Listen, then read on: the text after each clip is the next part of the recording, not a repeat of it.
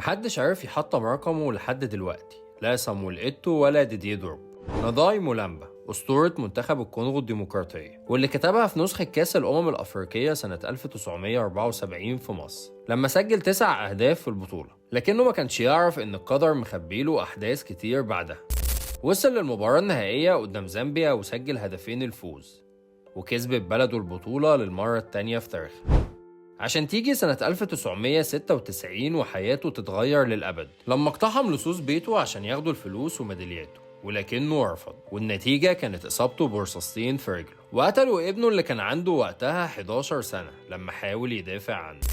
وبعد الحادثة دي اللي سببت له إعاقة هرب لجنوب أفريقيا واشتغل سايس هناك. تمت دعوة مولامبا لحضور مباراة افتتاح كأس العالم في جنوب أفريقيا، ولما رجع الكونغو فضل يعاني لمدة 5 سنين من المرض، وما كانش قادر يدفع تكاليف العلاج عشان